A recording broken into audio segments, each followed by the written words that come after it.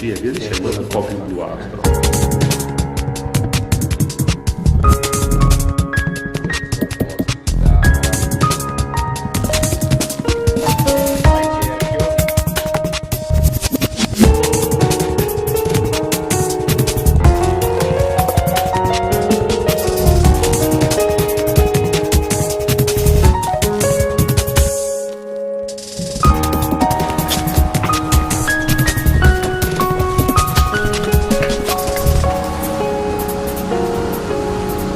Ok, accende.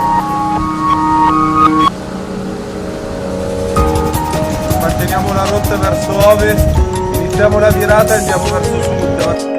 Per dire che voi dovete fare l'apice di testare, ok?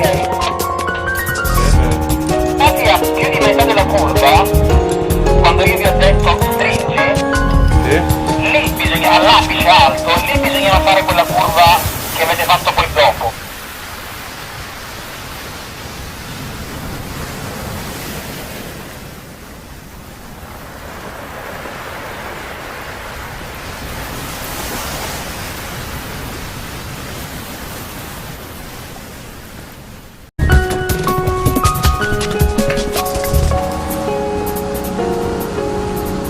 Ok, accende.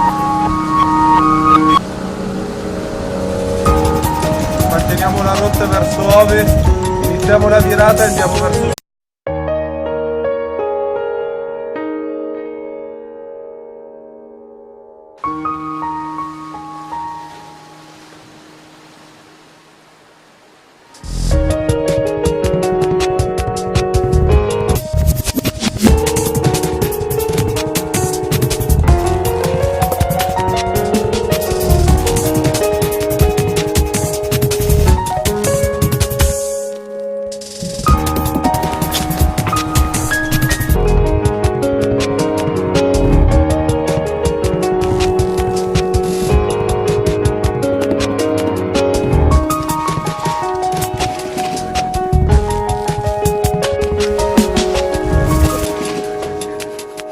Che illumina un po' di più le scie e via dicendo, un po' più bluastro.